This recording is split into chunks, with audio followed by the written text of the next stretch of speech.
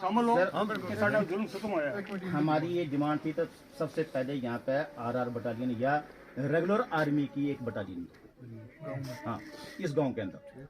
और अगर ये पूरा इलाका अगर यहाँ बिंडी जमोला से लेके अगर केसरगाला तक जाते हैं तो वहां तक तो एक बटालियन भी इसको नहीं होल्ड कर सकते, कम से कम एक ब्रिगेड चाहिए, एक सेक्टर की डिमांड है। तो अगर वो एक तो डिमांड ये है हमारी, और दूसरा जो हमारी जो बीडीसी कमेटी है जो उसको डोडा पैटर्न के पूरे बीडीसी जी बनाया जाए, हाँ, और वेपन जो हमें इश्यू कर रहे हैं वो वेपन ऑटो वेपन दिए जाए और साथ में ही उसकी सर्विसेबिलिटी को चेक करके दें।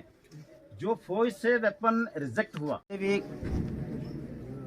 आज ये जनता इतने साढ़े को लाइए अपना दुख दर्द बन रहे हैं। आज सुनने को अपने एक अपील कर रहे हैं, उन्हों को अपील करने हैं, अपनी सरकार को अपील करने हैं, जो साढ़े सीनियर अधिकारी हैं उन्हों को अपील कर रहे हैं कि जड़ा ये इतना बड़ा दर्दनाक हादसा होया, इस हादसे ने भी जड़िया त्रुटियां न जड़िया, मैं नहीं आखना कि हादसा क्यों होया, लेकिन जड़ा हादसा होया उसने भी जड़ी त्रुटियां ना उन त्रुटियों ने ऊपर गौर की दी जाए। सब तो पहले ये जदू हादसा होया है मिलिटेंटा ना हादसा होया वो एक सेमन बात है, अगले दिन हादसा हो गया। दूसरे दिन 2 बच्चे जो आईडी की चपेट में आए वो बच्चे, और जिस डॉक्टर ने ट्रीटमेंट किया प्रिंस का, पोस्टमार्टम के समय भी उसके स्पाइनल कार्ड के बीच में से बुलेट बाहर निकल रहे। एजेंसियों ने कोई यहाँ पे कार्रवाई नहीं की है। तो हमारी प्रशासन से ये एक गुहार है कि हमें 4-5 चीज की जो हमारी रिक्वायरमेंट है उसको पूरा करें। पहली रिक्वायरमेंट कि अभी तक जो इन्वेस्टिगेशन नहीं हुई है इस इन्वेस्टिगेशन को एनआईए के अंडर कर दिया जाए और हमें लिखित रूप के अंदर दे दे कि इसकी जांच एनआईए द्वारा ही होगी, पहला पॉइंट। दूसरा पॉइंट, हमारी इस पूरी जो जोन है, जो कम से कम भी 60 किलोमीटर की जोन है, केसरगाला से लेकर बिंडी जमोला तक, इस जोन को सुरक्षा देने के लिए कम से कम भी एक ब्रिगेड नहीं तो एक बटालियन है जो रेगुलर आर्मी नहीं हो तो आरआर की प्रोवाइड की जाए। तीसरा हमारी जो पॉइंट है वो ये है कि जो हमारी यहाँ की आम जनता है, जो जिनके दिलों के अंदर ये खौफ बसा हुआ है, उनको अपनी सुरक्षा के लिए जो ऑटो वेपन दिए जाए और हमारी जो गांव की जो बीडीसी है उसको एक डोडा किश्तवाड़ की पैटर्न के ऊपर बनाया जाए। चौथा पॉइंट हमारा ये है कि जिन एजेंसियों की नेग्लिजेंसी से ये जो 3 जो कत्ल बाद में हुए, 2 आईडी के कारण और एक ट्रीटमेंट के कारण, इनके ऊपर एफआईआर लगाई जाए और साथ ही इनके ऊपर एक्शन लिया जाए। जिनकी यहाँ पे ओहदेदारों की जरूरत नहीं है, वो जिस भी लेवल के हैं, वो चाहे एक छोटे लेवल के हैं चाहे बड़े लेवल के हैं, जिनकी कैपेबिलिटी के अंदर था और उन्होंने कार्रवाई नहीं किया, उनको भी यहाँ से टर्मिनेट किया जाए। और अगली कार्रवाई ये है, जो ये दुखित परिवार है, जो इनकी जो डिमांड थी यहाँ पे चौकियों की, वो चौकियां भी अभी तक हमारे पास नहीं लगी है। बस मेरी तरफ से इतना पॉइंट ये है, आगे गुप्ता सर आपको बताएंगे। ये जो वाकया हुआ है ये बहुत ही पेनफुल, दर्दनाक वाकया है। इसने ना सिर्फ जम्मू कश्मीर को बल्कि पूरे हिंदुस्तान को झुंझेड़ के रख दिया। इसमें कोई दो राय नहीं है, जैसे कैप्टन साहब फरमा रहे थे कि हमारी जो इंटेलिजेंस एजेंसीज हैं उसकी पूरी लैप्स है। क्योंकि 17 दिन पहले इसी इलाके में आर्मी गेट के बाहर 2 नौजवानों को गोली से कत्ल किया गया, मारा गया, और उसके 17 दिन के बाद ये वाकया होता है। तो अगर वो 2 लोगों को जिन्होंने मारा वो 17 दिन एडमिनिस्ट्रेशन क्या करता रहा, वो कहाँ चले गए, उनको ट्रेस आउट क्यों नहीं किया गया, या वो लोग कि कोई पता ही नहीं चला कि वो कहाँ है, और 17 दिन के बाद ये वाकया होता है। तो आप अंदाज़ा लगा लीजिए कि यहाँ की जो हमारी इंटेलिजेंस एजेंसीज है ये क्लियरली उनकी लैप्सेस है। दूसरी बात, जब ये वाकया हुआ आप अंदाज़ा लगाइए कि इसी घर में जहाँ हम बैठे हैं, और कैप्टन साहब जैसे बता रहे हैं कि रात को तो फायरिंग हुई, इन्होंने वो जो डेड बॉडीज थी वो सड़क पे वहाँ रखी और 15 घंटे के बाद देखिए कहीं भी छोटा सा वाकया होता है तो वहाँ जब एजेंसीज जाती हैं, हमारे पैरामिलिट्री फोर्सेस जाती हैं, कंसर्न अथॉरिटीज जाती हैं, तो उस घर की तलाशी होती है, उसकी पूरा सैनिटाइज किया जाता है, देखा जाता है, उसका एविडेंस कलेक्ट किया जाता है, कहाँ से आया, किसने मारा, कहाँ मारा, कौन थे, ये सारी इन्वेस्टिगेशन उसी वक्त चलती है। और सुबह 10:30 बजे 15 घंटों के बाद ब्लास्ट हो जाता है। यहाँ 2 नन्हे मुन्ने बच्चे जो है वो बेचारे मारे जाते हैं। आप अंदाजा लगाइए कि एडमिनिस्ट्रेशन की इससे ज्यादा केयरलेसनेस, इग्नोरेंस और क्या हो सकता है। अगर उसी वक्त घर की सैनिटाइज किया होता, देखा होता, तलाशी की होती, पूरा सिस्टम को अडॉप्ट किया होता, तो मैं समझता कम से कम वो 2 बच्चे तो बच जाते। नौजवान एक छोटा सा बच्चा, एक 15 साल की बच्ची, उन 2 की यहाँ पे डेथ हुई। और उन्होंने किस नीयत के साथ ये ब्लास्ट लगाया हुआ था यहाँ पे, वो इसलिए था कि इस घर में लोग आएंगे सुबह सैकड़ों की तादाद में और यहाँ मातम पुरसी करेंगे, और तब ब्लास्ट होता तो आप अंदाजा लगाइए यहाँ कितनी कैजुअलिटी होती। मैं समझता हूँ कि गवर्नमेंट की तरफ से, एडमिनिस्ट्रेशन की तरफ से इस किस्म की केयरलेसनेस जो हुई है और जिनकी वजह से हुई है, उनको अकाउंटेबिलिटी उनकी होनी चाहिए। इनकी यही डिमांड है, मेन डिमांड है कि एडमिनिस्ट्रेशन ने जो इग्नोर किया इस सिस्टम को, सारे वाकयात को, उसकी पूरी इंक्वायरी होनी चाहिए और उन पे अकाउंटेबिलिटी होनी चाहिए उनकी कि साहब ये जो परेशानी हुई है वो किसकी वजह से हुई है, कौन इसका जिम्मेदार। अब इनकी डिमांड ये है कि जो यहाँ बीडीसी वालों को हथियार दिए गए वो बिल्कुल नकारा है। बड़े दुख की बात, इससे शेमफुल बात क्या हो सकती है कि आप बीडीसी वाले को हथियार देते हैं जो चल ही नहीं सके, नकारा है। और इनका कहना यह है कि एक लड़के ने फायर 10 किए, चला एक ने, तो फिर आपने ये हथियार क्यों दिए हैं?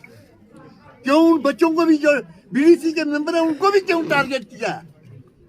क्योंकि जब किसी के पास हथियार होता है वो टारगेटेड होता है कि साहब हाँ इस बंदे के पास हथियार है, पहले इसी को सिस्टम करें हम कुछ। तो इनका कहना ये है कि अगर आपने किसी को हथियार दिए तो वो हथियार चलने वाला दीजिए कि इस परेशानी से ऐसा कभी वाकयात बने तो वो आगे आके वहाँ फायरिंग करे और इस किस्म के वाकयात नहीं होने दे। हो सकता है कि अगर इस किस्म के उनके पास अच्छे चलने वाले हथियार होते, या वो जिस बच्चे ने 10 फायर किए भी वो नहीं मतलब कर पाया, फायर नहीं हुए उससे, तो शायद ये वाकयात आगे नहीं होते या इतनी कैजुअलिटीज नहीं होती। दूसरी इनकी यही बात है। तीसरी बात है कि इस इलाके आज यहाँ पे मौका पर पहुँच के यहाँ इसी घर के रहने वाले कैप्टन बलराज साहब आर्मी से रिटायर्ड हुए हैं, कैप्टन की पोस्ट से, बहुत टेक्निकल नॉलेज रखते हैं। और इनसे बातें, मौके के बारे में बातें सुन के मुझे ये लगता है कि जो मीडिया में बताया जा रहा है वो कुछ और है और ग्राउंड की जो रियलिटी है वो बड़ी डिफरेंट है। सबसे पहली बात जो उभर के आई है वो ये है कि आज से 17, जैसे गुप्ता साहब ने बताया, आज से 17 रोज़ कबल आप जानते हैं कि अल्फ़ा गेट, आर्मी गेट के ऊपर एक हादसा पेश आया और 2 नौजवान हमारे जो हैं फलियाना के शायद रहने वाले, मैं उनके घर भी गया था, 2 नौजवान जो हैं वो अपनी जान से हाथ धो बैठे, एक फायरिंग इंसिडेंट हुआ। बाद में ये कहा गया जब आइडेंटिफिकेशन हुई तो बाद में हमें ये कहा गया कि 2 लोग थे, एक लंबे कद का था, एक छोटे कद का था। उन्होंने फायरिंग खोली और इन दो जो नौजवान जो थे उनकी मौत वाक़ा हो गई। यानी वो 2 मिलिटेंट थे, उनकी शिनाख्त भी की गई, उनके कद के हिसाब से उनकी शिनाख्त भी की गई। फिर ये दिलदोज़ वाक़ा जो यहाँ पे पेश आया आज से 3 रोज़ कबल, इसमें भी जो निशानदेही हुई है वो यहाँ के लोगों ने जो निशानदेही की है वो भी एग्जैक्टली वही निशानदेही है कि एक शख्स लंबे कद का था, एक छोटे कद का है। यानी ऐन मुमकिन है कि ये वही लोग थे, ये वही ग्रुप था जिन्होंने वहाँ पे किलिंग की और फिर यहाँ पे आके किलिंग की।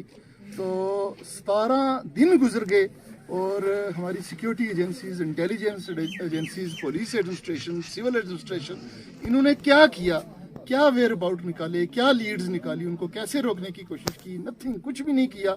और उस नेग्लिजेंस की वजह से मैं कहता हूँ ये दूसरा वाक़ा पेश आया और उस वाक़ा में 4 जानें जो हैं वो पहले ज़ाया हुई और उसके 15 घंटे के बाद दूसरे रोज़ 10:30 बजे का वाक़ा है। ये जगह भी दिखाई है इस घर में जहाँ हम बैठे हैं, यहाँ पौड़ियों के साथ आईईडी जो है वो लगा हुआ था और वो 10:30 बजे वो ब्लास्ट होता है और 2 बच्चे और इस घर के रहने वाले, ये कैप्टन साहब के अल्फाज हैं, उन्होंने बहुत दुरुस्त कहा कि वो 4 जाने तो चलो मिलिटेंट्स ने ली, वो 2 बच्चे क्या वो कत्ल नहीं है, उन 2 बच्चों का क्या कत्ल नहीं है।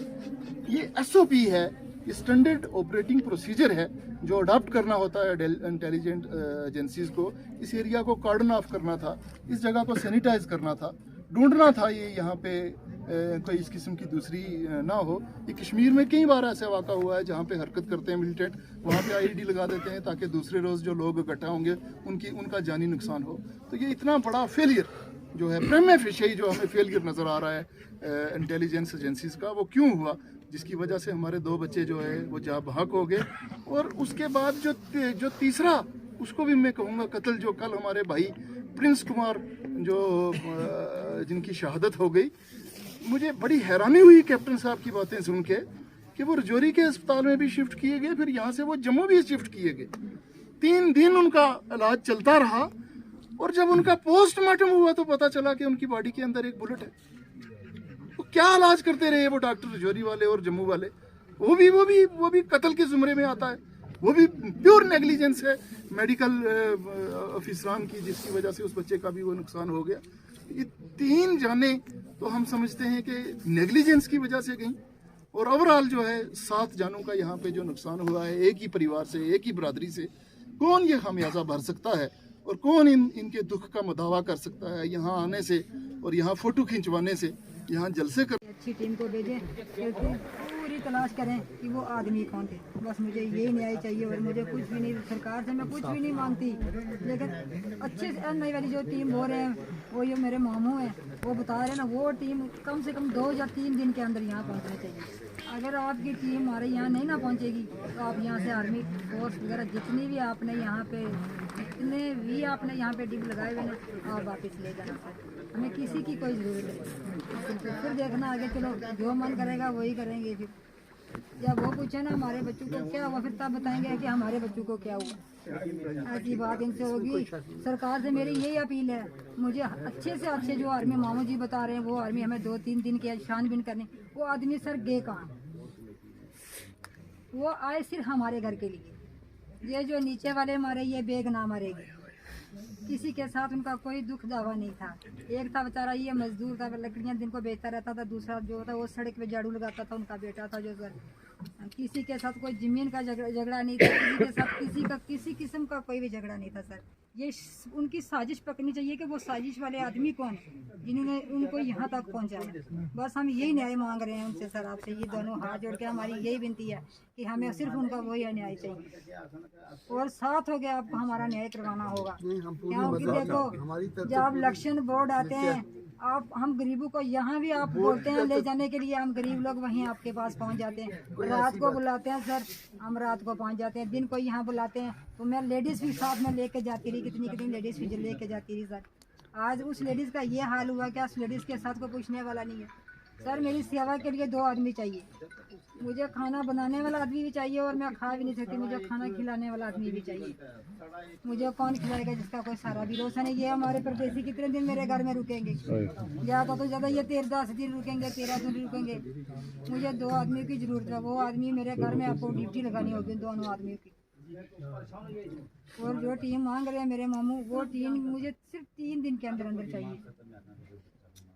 वो टीम आएगी तो छानबीन होगी। ये वाली आर्मी छानबीन नहीं कर सकती। ये आर्मी यहाँ से इधर नहीं देख सकी कि क्या पड़ा हुआ है, ये गांव का क्या छानबीन होगा।